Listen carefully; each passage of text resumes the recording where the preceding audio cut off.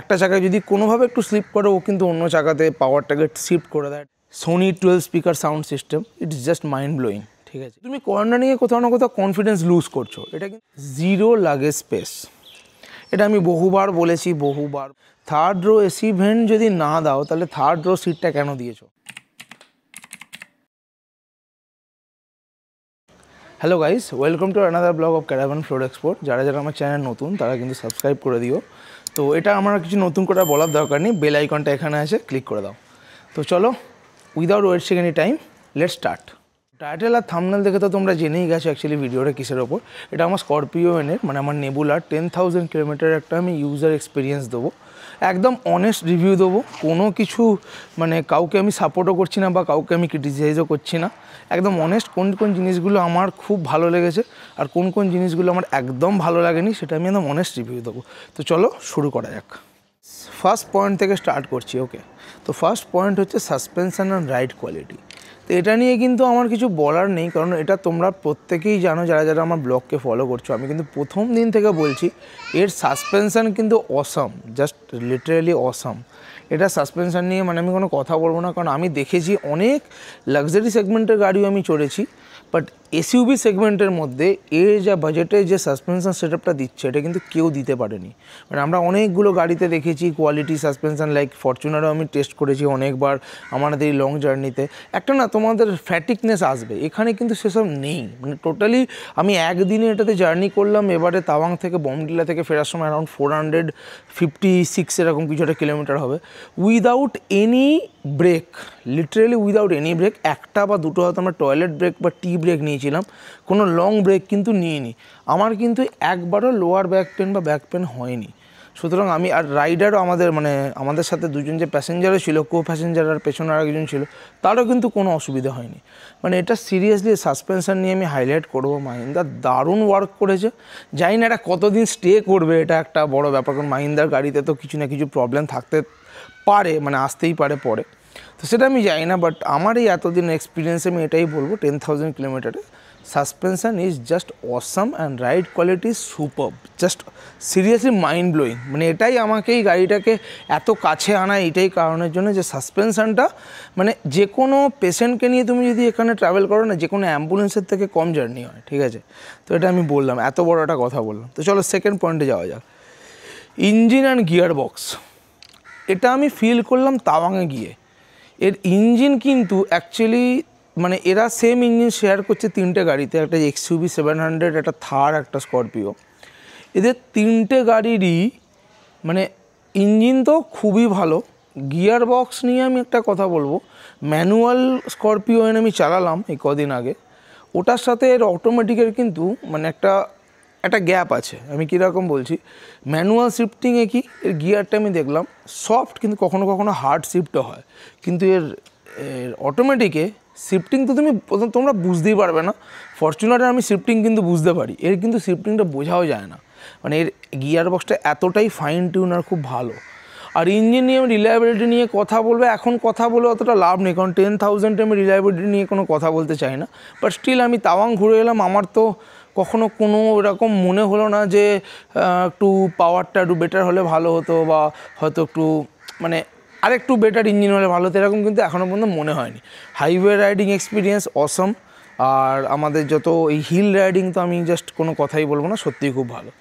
তো যাই হোক, এটা গেল একটা পয়েন্ট। এবার পয়েন্ট নাম্বার 3তে আসি, 4x4 ক্যাপাবিলিটি। এটা আমরা ফিল করলাম দুটো জায়গাতে, এক তো মেঘালয়তে আর একটা কিন্তু তাওয়াংয়েও কিন্তু আমরা মানে বুমলা পাশে কিছু কিছু জায়গাতে ব্ল্যাক আইস ছিল, প্লাস পুরো আইসের রোড ছিল। আমি কিন্তু 4x4ই চালিয়েছিলাম।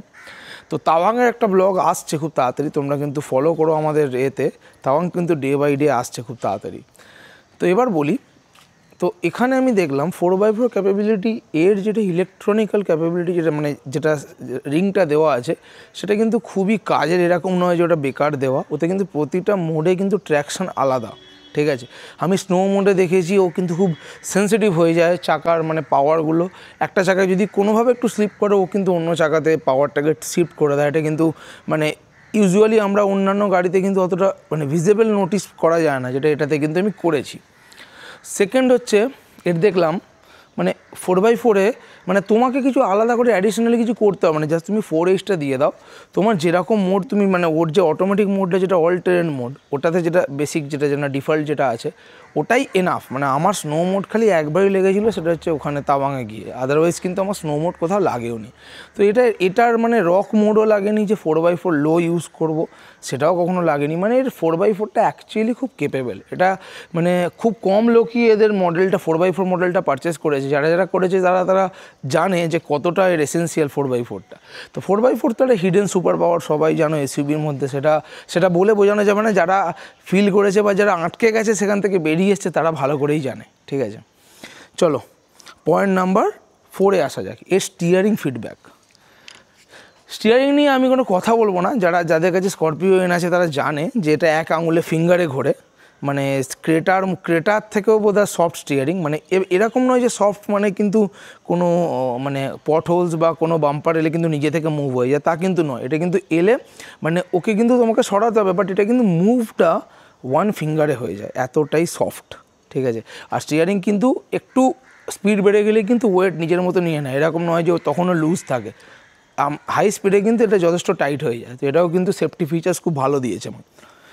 তো আর একটা লাস্ট ফাইনাল পয়েন্ট যেটা আমার মানে এটার মানে এই পুরো এন্টায়ার 10,000 কিলোমিটার আমার সবথেকে মানে আমার কেন আমার মিসেসেরও সবথেকে বেশি ভালো লেগেছে, সেটা হচ্ছে সাউন্ড সিস্টেম। এর যে টপ মডেলের যেটা সাউন্ড সিস্টেম যেটা আমাদের আছে Z8L এ, Sony 12 speaker sound system, it's just mind blowing, ঠিক আছে। এটা যারা এক্সপিরিয়েন্স করেছো, যারা চড়ে সব সময় চালাচ্ছ, যারা জানে মানে এই বিষয়টা খুবই ভালোভাবে জানবে যে সাউন্ড সিস্টেমটা কিন্তু জাস্ট মাইন্ড ব্লোয়িং। আর অনেকক্ষণ শুনলেও কিন্তু কোনো অসুবিধা হয় না, মানে একদম যাকে বলে মানে একদম সুন্দর একটা মানে সুরেলা সাউন্ড যাকে বলে, মানে যেটা কস্টলি সাউন্ড সিস্টেমে যেরকম হয় আর কি। তো যাই হোক, এগুলো হচ্ছে আমার পজিটিভ পয়েন্ট। এবার আমি এক এক করে নেগেটিভগুলো আসি। তো ফার্স্ট নেগেটিভ পয়েন্ট, এটা কিন্তু আমি মানে বলছি বটে, কিন্তু মাহিন্দ্রা এটা অ্যাকচুয়ালি দেওয়া উচিত ছিল। এটা যে কোনো গাড়িতে মানে 7 সিটারে দেয়, এটা মানে বেসিক ফিচার্স, এটা বাজেভাবে মিস করে গেছে। জানি না এটার মানে কী কারণ, বাট এটার কিন্তু কোনো মানে ছিল না। এই কস্ট কাটিংটার কোনো অ্যাকচুয়ালি মানেই হয় না। সেটা হচ্ছে থার্ড রো এসি ভেন্ট।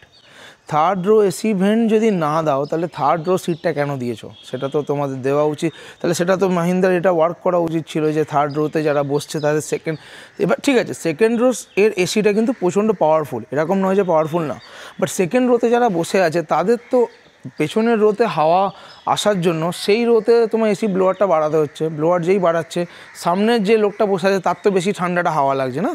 তো সেইটা একটা প্রবলেম হয় যে পেছনে যে বসে আছে তার কিন্তু একটু ক্লস্ট্রোফোবিক ফিল হয় কখনো। সেটা আমি লক্ষ্য করে, যদি এসিটা যদি মানে একটু বেশি না থাকে, একে থাকলে কিন্তু হাওয়াটা অত দূর অবধি পৌঁছয় না।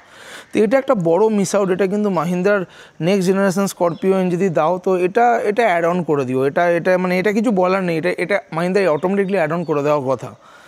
তো এবার আসছি হচ্ছে সেকেন্ড অ্যান্ড থার্ড রোয়ের সিট অ্যাডজাস্টমেন্ট। এটা কিন্তু পয়েন্ট নাম্বার 2, এটা কিন্তু খুব ইম্পর্ট্যান্ট।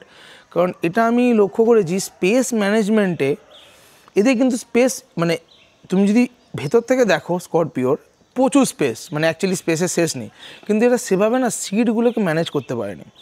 কারণ সেকেন্ড রোয়ের যে সিটগুলো তার কিন্তু মানে আগে পেছনে অ্যাডজাস্টটা নেই, জাস্ট অনলি পেছনের যে সিট অ্যাডজাস্টমেন্টটা আছে, মানে অ্যাঙ্গেল অ্যাডজাস্টমেন্ট, মানে যে রোটারটা দরকার ছিল যেটা আমাদের ফ্রন্ট দুটো সিটে আছে, যে সামনে পেছনে অ্যাডজাস্ট করা যায়, যে কারণে একদম থার্ড রো সিটে একটু জায়গা হয়, সেটার কিন্তু এখানে নেই। মানে আগে সামনে পেছনে একদমই অ্যাডজাস্ট করা যাচ্ছে না, যে কারণে কি হচ্ছে একদম থার্ড রোতে যে স্পেসটা থাকা দরকার বা থাকতে হয় সেই স্পেসটা অনেক সময় এরকম মনে হয় যে মিডিল রোতে যে লোকগুলো বসে আছে তারা তো অতটা স্পেস দরকার নেই, কারণ মিডিল রোতে কিন্তু অনেকটা স্পেস। তো সেই স্পেসটাকে আমরা বাঁচাতে গিয়ে মিডিল রো সিটটা একটু এগিয়ে নিই, যাতে পেছনের রো সিটে যাতে একটু জায়গা হয়, সেটা কিন্তু এখানে একদমই অপশানই নেই। সো এটা একটা বাজে মিস আউট, এটা করে দেওয়া উচিত ছিল জাস্ট ফর মানে অ্যাডজাস্টমেন্টের জন্য, যেটা আমাদের কিন্তু ফরচুনারেও আছে, ইভেন ইনোভা এখনকার যতগুলো গাড়ি আছে সব কটাতেই এই মিডিল রো সিটে অ্যাডজাস্টমেন্টটা আছে। এটা কিন্তু মানে স্করপিও একটা বড়ো মিস আউট। চলো পয়েন্ট নাম্বার 3-তে আসি, জিরো লাগেজ স্পেস। এটা আমি বহুবার বলেছি, মানে মাহিন্দ্রাতে অফিসিয়াল জায়গাতেও গিয়ে বলেছি যে আপনাদের এই স্পেস কিন্তু একদম নেই। একটা ফোন রাখার পকেট পর্যন্ত নেই, যেটা মানে খুবই মানে বাজে জিনিস। এটা আমাকে তো আলাদা করে একটা ফাইবারের পকেট মানে কিনতে হয়েছে, যেটা দুটো সিট আর এই গ্লোব বক্সের মাঝে যেটা বসেছে সেটাতে কিনতে হয়েছে, কিন্তু কিছু করার নেই। এর এত স্পেস ম্যানেজমেন্টটা খারাপ, যেটার জন্য ফোন ওয়ালেট কিছু রাখতেই পারবে না, মানে এমনই বাজে। ওয়্যারলেস চার্জারে ওখানে স্পেস দেওয়া ধরো কত, হার্ডলি 3-4 সেন্টিমিটার হবে, ওখানে কোনো কিছু ঢুকবেই না। তো সেটা একটা বড় মানে বাজে জিনিস। এটা কিন্তু মানে একটু স্পেসটাকে একটু যেটা আছে সেটার মধ্যে ইউটিলাইজ করা যায়, মানে এটা আমার মনে হয় যে আরেকটু ইউটিলাইজ করা যেত। যেভাবে ওরা বানিয়েছে, মানে বডি সেলটা যেভাবে তৈরি বা ভেতরের যেভাবে স্পেস ম্যানেজমেন্ট করেছে, তাতে আরেকটু বেটার ম্যানেজমেন্ট করা যেত। এটা আমার পার্সোনাল রেকমেন্ডেশন। চলো এবার কিন্তু আসি 4th পয়েন্টে, যেটা হয়তো অনেকে মানে মেনশন করেছে কি করেনি আমি জানি না। আমার যেটা ফিল হয়েছে, খুব হাই স্পিডে না একটা, যত তুমি কর্নারিং নিচ্ছ মোটামুটি 80-90 স্পিডে, মানে আমি এখানে দেখেছি, কারণ এখানে তো ফিল হয়েছে, এখানে তো আসাম মানে গৌহাটি শিলং যে রোডটা যেটা দিয়ে সমস্ত জায়গাতেই যেতে হয় আমাদের, ওটা দিয়েই মানে হাইওয়েটা গেছে। এটা কিন্তু অনেকগুলো এরকম শার্প টার্ন আছে, ঘাটি টার্ন। তাতে আমি গাড়িটা মানে 50-60-70-এ চালিয়ে দেখেছি, টেন্স টু মুভ, মানে এরকম আছে। এটার মনে হয় যে তুমি কর্নারিংয়ে কোথাও না কোথাও কনফিডেন্স লুজ করছো। এটা কিন্তু একটা বড় পয়েন্ট। এটা কিন্তু অ্যাকচুয়ালি কর্নারিংয়ের প্রবলেম না, এটা অ্যাকচুয়ালি বডি রোল। এটা হচ্ছে টপ হেভি, মানে এর কিন্তু যে ছাদ যেটা আছে এটা কিন্তু অনেকটা একটু হাইট উঁচুতে, যেটার জন্য কি যখনই আমরা মুভ করার চেষ্টা করি ও বডিটাকে পুরোটাই শিফট করার চেষ্টা করে আমাদের অপোজিট ডিরেকশানে, যেটার জন্য একটা বডি রোল আসে। সেটা সিগনিফিকেন্স আছে, কারণ প্যাসেঞ্জার প্লাস আমার নিজেরও ফিল হয়েছে। এটা একটু কমানো যায় সাসপেনশন টিউন করে, কিন্তু এর সাসপেনশনটা এতই ভালো যে আমি বলবো না কোনোভাবে টিউন করতে। হ্যাঁ, এটার বডি সেলটাকে যদি একটু ডাউন করা যায় আর নিচে গ্রাউন্ড ক্লিয়ারেন্স যদি আর একটু বাড়ানো যেত, তাহলে কী হতো, এই বডি রোলটা ওয়েল কন্টেন্ট হয়ে যেত, যেটা ফরচুনারের ক্ষেত্রে আছে। Fortuner suspension steep, but still body রোলটা অনেকটা কম এটার থেকে। তো সেইটা একটা বডি রোলটা একটা কিন্তু মানে একটা পয়েন্ট, এটা আমি ওই জন্য মেনশনটা করলাম। আর 5th যেটা লাস্ট পয়েন্ট সেটা আমি বলবো, সেটা মাহিন্দ্রা এখনও ওয়ার্ক করে যাচ্ছে। ওটা জানি না কতদিন বা কত বছরে সলভ হবে, সেটা হচ্ছে সফটওয়্যার ল্যাগ। সফটওয়্যার মানে এরকম যে হয়তো তোমার হতে পারে যে দারুণ চলছে সব কিছু, তুমি জাস্ট বাজার করতে নামলে, বাজার থেকে বাজারটা নিয়ে 10 মিনিটের মধ্যে উঠে তুমি গাড়িটা স্টার্ট অন করলে তোমার স্ক্রিনে কিছু নেই, ব্ল্যাক স্ক্রিন। আবার কিছুক্ষণ পরে এটা হলো স্ক্রিনে এলো, অ্যান্ড্রয়েড অটো এলো না বা অ্যাপেল কারপ্লে এলো না, রেডিও চলছে না, কিছুই চলছে না। আবার কদিন আগে আমি আরেকটা জিনিস ফিল করলাম, সেটা যে একবার বাজার থেকে নেবে বা ধরো কোনো কাজে আমি বেরোলাম, আবার গাড়িতে উঠলাম, উঠে দেখি স্পিকার থেকে একটা সেই লো ফ্রিকোয়েন্সি এমন একটা আওয়াজ হয়, কন্টিনিউয়াসলি সাউন্ডটা হচ্ছে। আবার ওটাকে স্টার্টটা অফ করে কিছুক্ষণ অফ করে রাখলাম, জাস্ট 5 থেকে 10 মিনিট, অটোমেটিক ঠিক হয়ে গেল। এটা হচ্ছে সফটওয়্যার প্রবলেম। এই প্রবলেমগুলোকে মাহিন্দ্রা অ্যাকচুয়ালি সলভ করা উচিত। এটা অনেক দিন হয়ে গেল, ওরা ভালো ভালো গাড়ি বানাচ্ছে, একটু সফটওয়্যারে ওয়ার্ক করো তোমরা, নাহলে আদারওয়াইজ মাহিন্দ্রার ফ্যান বেস কিন্তু দিনের পর দিন বেড়েই চলেছে। তোমরা যদি সফটওয়্যারটাকে একটু স্টেবিলাইজ করে ফেলো, তাহলে কিন্তু মাহিন্দ্রার কাস্টমার দিনের পর দিন এতটাই বেড়ে যাবে যে আদার্স কোম্পানি থেকেও শিফটও হবে না। আর এত সুন্দর ওরা প্রোডাক্ট বানাচ্ছে, অ্যাকচুয়ালি প্রোডাক্ট কিন্তু মানে নেগেটিভের থেকে পজিটিভ অনেক বেশি, যেটার জন্য কিন্তু এই গাড়িটা খুব মানে হট কেক এদের। স্করপিওনের আজকে মানে সেল ফিগার যদি তোমরা দেখো, মাহিন্দ্রার সব থেকে হায়েস্ট সেল ফিগার বোধহয় স্করপিওনের, যেটা খুবই ভালো জিনিস। মানে আমি তো খুব প্রাউড ওনার, এটা তো অবশ্যই বলবো। তো যাই হোক, এইটা হলো আমার এটা হচ্ছে একটা মানে আর একটা কথা বলে দিই, আমার 10,000 একটা সার্ভিস এসেছিলো। সেই সার্ভিস কস্টটা আমার যদি পিকচার থাকে তো আমি এইখানে দিয়ে দিচ্ছি, তোমরা একটু দেখে নিও কী আমার কস্ট পড়েছে। তো অ্যারাউন্ড আমি তোমায় বলে দিই, ব্রেক প্যাড আমার চেঞ্জ হয়েছে, রেয়ার ডিস্ক ব্রেক প্যাড। ওরা বললো 10,000-এ, ওটা ডিপেন্ড করে আপনার চালানোর ওপর, প্লাস এটা যেহেতু অটোমেটিক সেহেতু ওটা মানে ব্রেকের অ্যাডজাস্টমেন্টের কিছু থাকে ভেতর থেকে, যেটার জন্য ব্রেক প্যাডটা একটু নষ্ট হয়, সেটার জন্য আমাকে ব্রেক প্যাড চেঞ্জ করতে হয়েছে। তো ব্রেক প্যাডের কস্টটা 5,000 টাকা পড়েছে। আদারওয়াইজ সার্ভিস কস্ট মোটামুটি জাস্ট মোবিল চেঞ্জ, আমাদের DF, otherwise diesel filter, AC filter, এগুলো যা যা প্রিলিমিনারি চেঞ্জ হয় ওগুলো নিয়ে অ্যারাউন্ড বোধহয় 9,000 এরকম কিছু একটা পড়েছিল, যেটা আমি দিয়ে দিচ্ছি এখানে, তোমরা একটু দেখে নিও। তো যাই হোক, আজকের ব্লগটা আমি এখানে শেষ করছি, আর আমি ব্লগটাকে বাড়াতে চাইছি না। তো নতুন আমাদের ট্রিপ আসছে এখানে আপকামিং ডেজে, সেটা আমি পরে বলবো। তো তোমাদের যদি ভিডিওটা ভালো লেগে থাকে, কেমন লেগেছে সেটা একটু জানিও কমেন্টে। আর যদি তোমাদের অন্য কোনো ইনফরমেশান দরকার হয়, কোনো গাড়ির রেসপেক্টে, কোনো স্কুটি, কোনো ফোন, এনিথিং, তোমরা কমেন্ট ডাউনে আমাকে বলতে পারো, আমি তোমায় বলে দেবো। বা স্করপিও যারা নিতে ইন্টারেস্টেড বা যারা মাহিন্দ্রার গাড়ি নিয়ে কিছু স্টাডি করছো, তারা আমাকে পার্সোনালি কন্ট্যাক্ট করতে পারো। আমি কন্ট্যাক্ট নাম্বারও দিয়ে দিচ্ছি, তোমরা কন্ট্যাক্ট করতে পারো। বাট আমি যতটা পারবো আমাদের থেকে গাইড করার চেষ্টা করব। তো চলো, ভিডিওটা ভালো লাগলে এখানে লাইক করে দিও, শেয়ার করে দিও, আর প্লিজ জানোই তোমরা সাবস্ক্রাইব করে দিও, যাতে আমার চ্যানেলে আরও যত ভিডিও আছে তাতে তোমরা নোটিফিকেশানটা পেয়ে যাও। তো চলো, ভিডিওটা এখানে শেষ করলাম। Till then, signing off, bye by.